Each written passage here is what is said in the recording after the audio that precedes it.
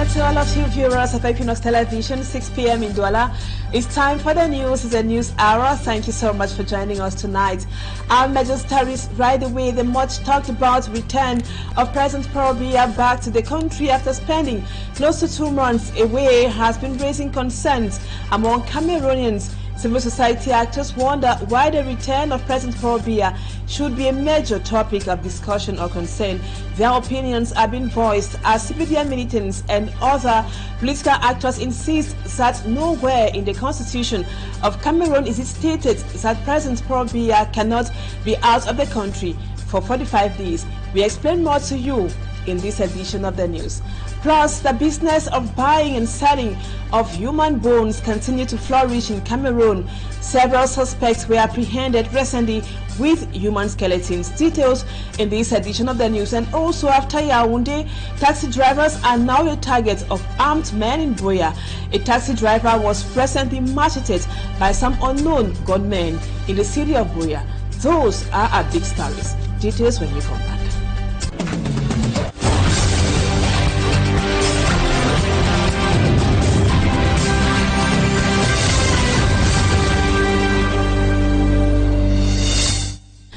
Welcome back, viewers. Thank you so much for the confidence. We told you a while ago in the headlines that the business of buying and selling of human skeletons have been flourishing in Cameroon recently. In the fight against human bone trafficking in the country, security forces of the Mungu North Gendarmerie Company have uncovered 2 suspected human bone traffickers. The suspects were apprehended with a bag containing body parts of a 25-year-old lady. This was after a complaint was filed in by the girl's family from Baham in the west region of the country. Lucy Liengu is here, has the details. In an operation carried out by security forces of the National Gendarmerie on October 5, 2024 on the National Road number 5, a bag containing the mutilated body parts of a 25-year-old girl was discovered. Donc la fouille minutieuse de la malle arrière de ce véhicule a permis la découverte des parties d'un corps humain qui avait été préalablement décapité. The young girl's body, according to officers of the Mungu North Gendarmerie, was dug up from a cemetery precisely in Baham in the west region. The 2 individuals who perpetrated this act say they were traveling from Bafoussam to Konsamba Center where the human remains were to be sold. Unfortunately for Camo, age 24, and Trap, 21, their plans to sell the girl's body was short-lived. C'est comme ça que, reçu de ce renseignement, un dispositif d'interception a été mis en place. They were apprehended following complaints launched by the girl's father, Yakwa Michel. Au niveau du barrage de Yimo, en vue de l'interpellation justement de ces suspects. The rest of the remains of the young lady were later exhumed from the cemetery and handed to her father. He expresses satisfaction for the work carried out by the National Gendarmerie. Meantime, investigations continue to lay hands on individuals involved in the trafficking of human bones. The commander of the Mungu North Gendarmerie urges the population to cooperate with security forces, and in the days ahead, the alleged suspects will face competent authorities of the Konsamba High Court for justice to be served. And still on insecurity, 11 suspected drug traffickers have been arrested by security elements in Boha, a neighborhood in the far north region of the country. At the time of their arrest, they were in possession of several packs of cannabis, other hard drugs, mobile phones, daggers, and other dangerous weapons. Immaculate Fogwe reports on the circumstances that led to their arrest. A cannabis farm discovered by security officers of the Boha Gendarmerie Brigade in the far north region. While on a fact-finding mission, 11 suspected drug dealers are intercepted. The individuals are accused of selling locally grown cannabis along the Cameroon-Nigerian border. Dans le cadre de la même mission, we came here to track down drug dealers who have been giving sleepless nights to the population. We want to thank the population for denouncing them and also my boys for doing a formidable job. These drugs are dangerous. Donc je dis merci aux populations qui ont donné la bonne information. At the time of the discovery, the bandits had in their possession several mobile phones, dried and fresh cannabis, banknotes, daggers, scissors, and other hard drugs. Pendant cette opération, nous avons... During the operation, we were able to seize hard drugs and injections. The guys are cunning. The same farm where cannabis was cultivated, they equally cultivated tomatoes. Il a un jardin qu'il a planté les tomates. According to residents, cases of robbery attacks, kidnappings for ransom are very common in Buha, exposing the population to danger. Nous sommes fiers aujourd'hui de cette opération que les gens... We are so happy that a security raid was carried out here. We are often attacked. Our bikes are seized. Some of us are even kidnapped. Our children are not safe. Many of them have resorted to consuming these hard drugs. Sécurisé, à être en sécurité parce que les gars là nous tracassent trop. Getting out of Buha with the suspects was quite a tedious task given the poor state of the road. On several occasions, their vehicles got stuck. Security elements are called upon not to relent their efforts in the fight against insecurity. Now we take you to the Central Region. The Senior Divisional Officer for the Young and Formal Division of the Central Region, Francois Etapa, has raised an alarm about plans by some unidentified criminals to abduct school-going children as a form of their own business. The prefect calls for vigilance and other security forces to get to work and identify all the plotters. Innocent Aze completes the story for us.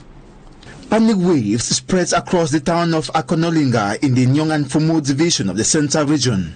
Unidentified individuals are said to be planning to abduct school-going children in this administrative unit. An alert made by the Senior Divisional Officer, Francois Etapa, through a press release. Concordant and reliable information states that a group of criminals specialized in abduction are plotting to hurt families by kidnapping their children. They are planning to disguise as commercial motorcycle riders. This alarm, according to the senior administrative officer, has to be taken seriously. He urges parents, guardians and staff of educational establishments to be very vigilant. It is urgent to strengthen security around schools. Learners must also be careful of who is transporting them to and from school. Defense and security forces have been instructed to get at work to render barren the malicious plan. They are charged to apprehend suspects for trial. And now over to one of our big stories. After the nation's political capital, Yaoundé, taxi drivers in Boya in the southwest region are now the target of some armed gunmen. Recently, a taxi driver was inflicted severe machete wounds by some unidentified persons. Those taxi drivers want security forces in Boya to intervene. Let's now have the details with Simanji Kangebro. Became the latest victim to be assaulted by unknown men at Malingo Street in Boya. He fell in the hands of those bad guys. One evening like that, they are harassing him, butcher his head, butcher his body, all over his body, remove his one thumb. So the guy now is with nine fingers.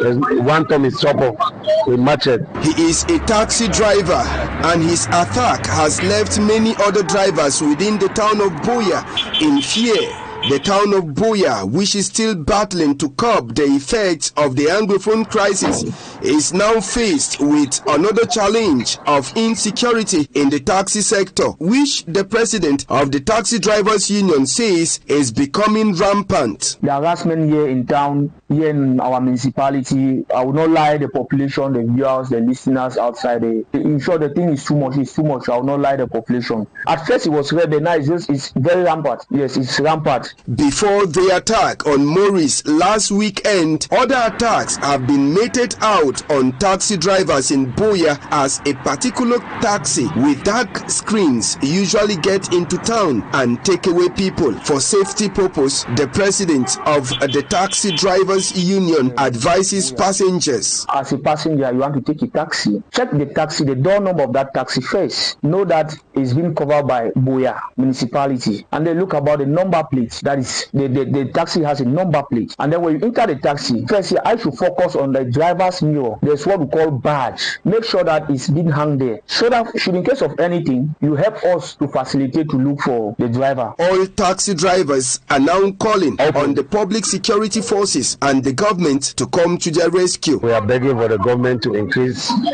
our security. We are just plead to the government to come and intervene this. We are ready to join with the security and fight against this criminality without disturbing us. The prayer of any taxi driver in Buea is for peace to return to their sector. Sad indeed, hope security forces intervene and soonest. Now we talk health. The accessibility of medications remains a real problem in most African countries, Cameroon inclusive. According to the World Health Organization, only 50% of the African population has access to essential medication. These preoccupations were tabled during the 4th edition of the African Pharmaceutical Distribution Assembly, which took place here in the economic capital Douala today, and it was presided over by the Minister for Public Health. Cedric Chakutiu was there. To the World Health Organization, one of the weakest links in the medical chain in Cameroon remains the difficult access to medication and the availability of pharmaceutical products in hospitals and pharmacies. These preoccupations were brought on the table by pharmacists during the 4th edition of the African Pharmaceutical Distribution Assembly here in Douala. We are here in this day to look the distribution of drug, to fight for the counterfeit drug in the street. The World Health Organization estimates that only 50% of the African population has access to essential medication. Thus, 433 medical drugs are essential by the World Health Organization to meet the most important public health needs. L'Afrique, malgré ses progrès, est encore marquée par de nombreux obstacles dans le domaine de la santé, la vente illicite de médicaments. According to the Minister of Public Health, this meeting was an opportunity to raise awareness on the importance of having quality medication, identify barriers to drug availability and distribution in Africa,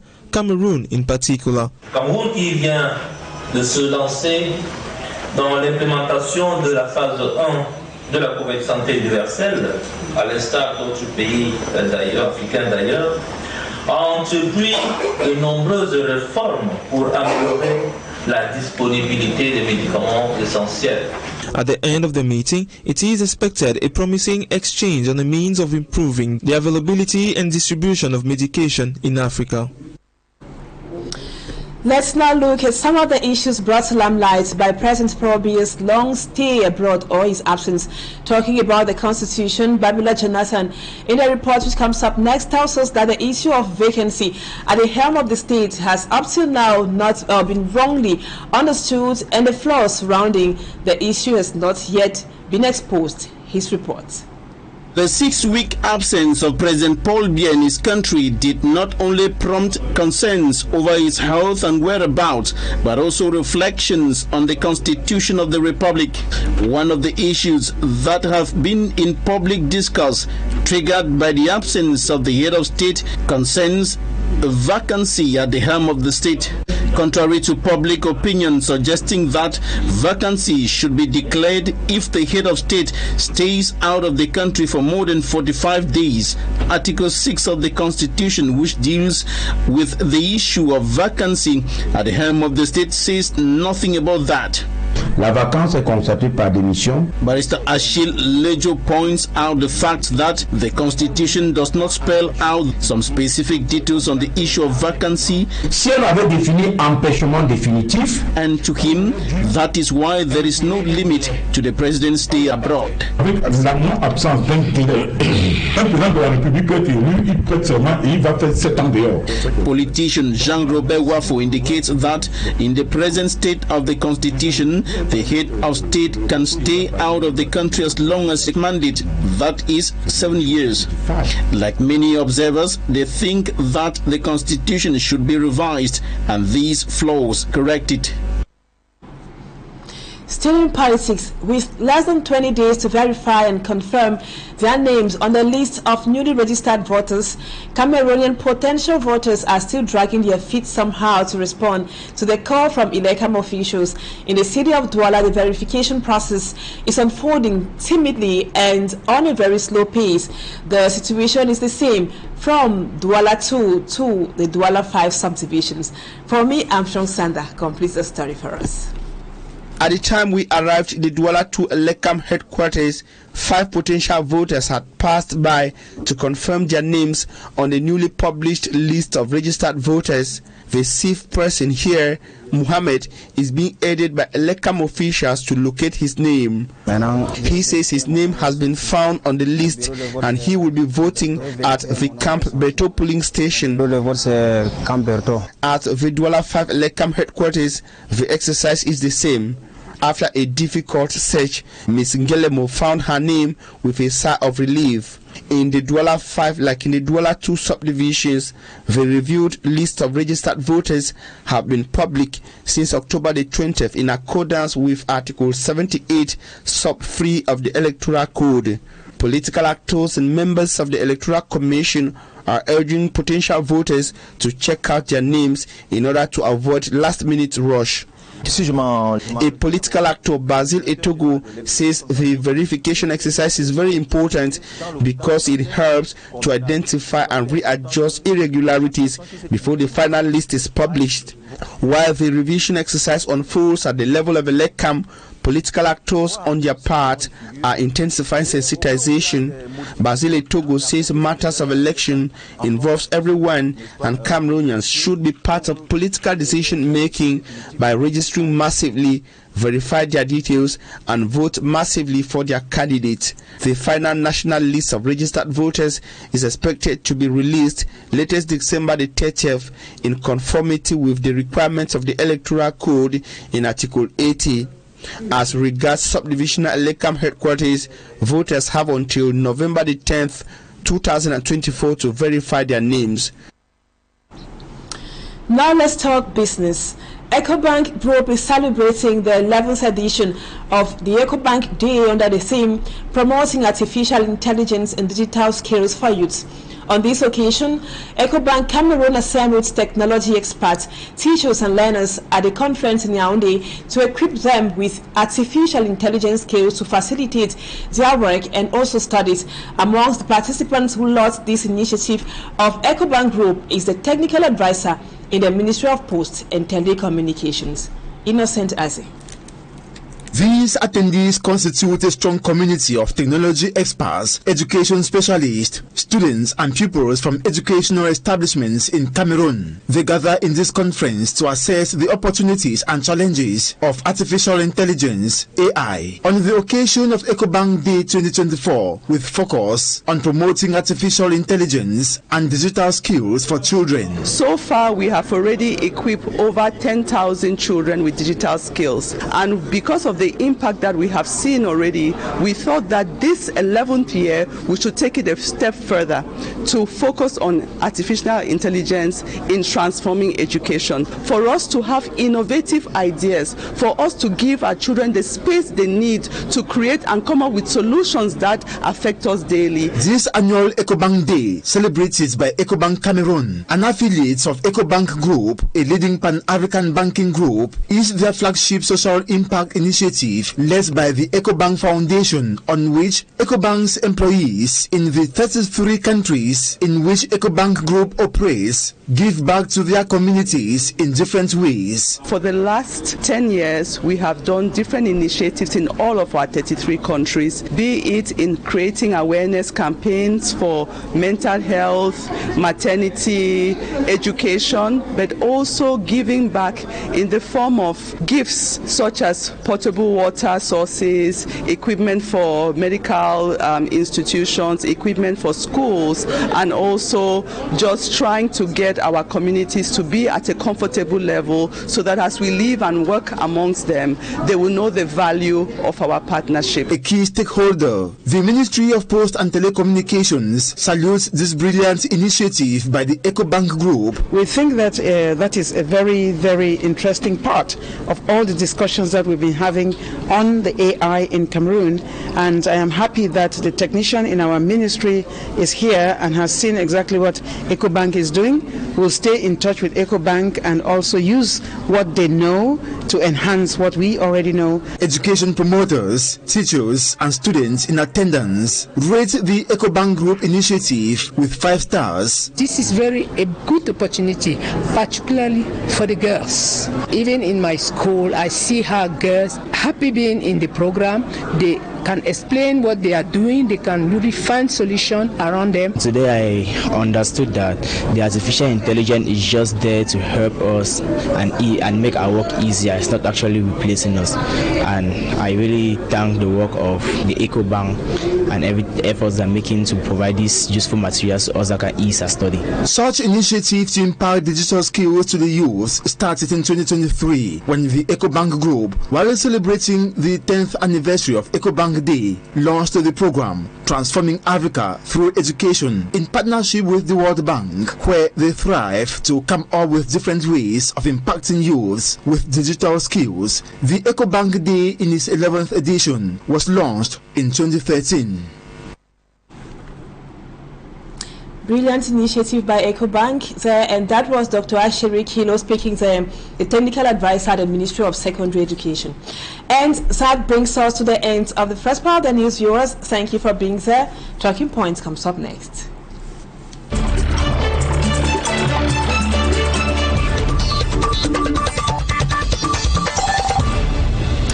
Welcome back, viewers. Tonight we will be talking about the train crash or disaster in Eseka. It's already 8 years now, and over 30 persons lost their lives. And our guest tonight is Nji Lucas. He is of the Civil Society. Thank you so much, sir, for accepting to be our guest on the news tonight. Like I mentioned a while ago, it's already 8 years since the Eseka train disaster happened. Over 80 persons lost their lives. Hundreds of others were injured. Some are incapacitated, and some yet to be found survivors we spoke to say they are still traumatized because of no psychological follow-up, very little or no psychological follow-up. What's your analysis of this 8 years after? On the 21st of October 2016, Cameroonians got the sad news in regards to what happened in Eseka. It is very important that Cameroonians need to know. Yes, it is indeed a sad situation. We know that the principal cause of the accident was not established to Cameroonians, but speculation centered on the overloading of the train, because after the rail on the Douala Road was actually had to put to a court, so to say, Cameroonians resorted to use the Eseka train path leading to Yaoundé, which is being managed by Cambrai. And Cambrai, actually, we are talking about Group Bolloré, and we are looking at Vincent Bolloré. And others say it is a parastatal as concerning Cameroon. The victims who died, their families are yet to receive the compensation that they deserve, and survivors who thought that they could be assisted by the government to help them psychosocially so that they can develop, and to equally help them with regards to finance as promised by the government. Till date, they have not received it. It is the same thing with Group Bolloré that is actually managing Cambrai. And it's quite unfortunate that this is happening to a people who suffered one of the worst train accidents in the world. Of course, I've always said that 2016 was a twin event to tell us the loopholes of the current Cameroon government. The Anglophone crisis had erupted within that same year, and the Eseka train accident. And we can clearly see that while we are talking about the Anglophone crisis or the war in the two English-speaking regions for 8 years, the people in Eseka are equally crying that that which the government promised, that which Cambrai promised, that which Group Bolloré promised, then they are yet to receive it, because we live in a country where only the person who thinks he lives in a unity palace is comfortable, and those who think they are living in the ministries in Yaoundé, but they don't care about the people. And now, Mr. G. Lucas, the government promised equipping the Eseka hospital where several injured persons were rushed to for medical assistance. After the announcement, very little was done. Can we say Cameroon is a country of promises, or promise and fail? Or must our hospitals be equipped after a sad incident or an accident? Well, we live in a government that makes a lot of promises, okay? And the Eseka accident is one of those that received a promise. Of course, we cannot refuse that some promises that the government made in time past, it was fulfilled in some localities. But in most of the cases, the government has made promises and they failed. And I want to say this: we must not equip our hospitals only when a situation happens like that which happened on the 21st of October 2016 in Eseka. The government makes promises that they will equip the hospitals, that they will make better the situation in Eseka. Because there are victims that could not be evacuated on that same day. So it required that the hospital infrastructure within the area be made up to task, be equipped. And so the government promised that she would equip the hospital. But it is unfortunate that the hospital ended up the way it is. Some things were brought. Yes, of course, we should also admit that the government did bring some of the things that were required. But the government did not meet up to the promise that she made, in the sense that some victims, after a while, began agitating that they want to be evacuated, they want to move to a better hospital.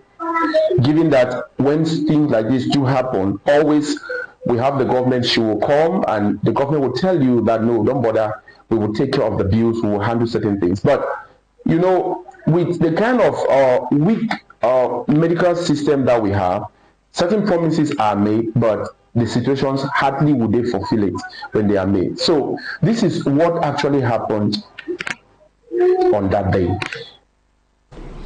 And the victims still complain they have not been totally compensated by Cambrai. Most of them are still in court, considering a dispensation in Cameroon 8 years after. Can we say there is still hope for some of them? In principle, the people who is supposed to put pressure on Cambrai, the person who is supposed to do exactly what Cambrai has to do, that is, in other countries, we see the government, especially the judiciary, the judiciary and the executive. The judiciary and the executive, they are always at the forefront on this. They are the ones to push forward. They are the ones.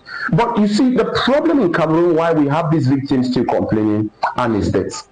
The victims are complaining because we live in a country where a president can take an unending time somewhere and he does not care what happens. And they will tell us that there are ministers that have been put in place. There is a prime minister. There is someone who is in charge in managing the country. But I want to say this. I want to link this a bit with the long absence of the head of state. For Cameroonians to see how far no one will care about what happens in a country. Now, you realize that while the victims are still complaining for 8 years, they are in court. Bolloré is playing them.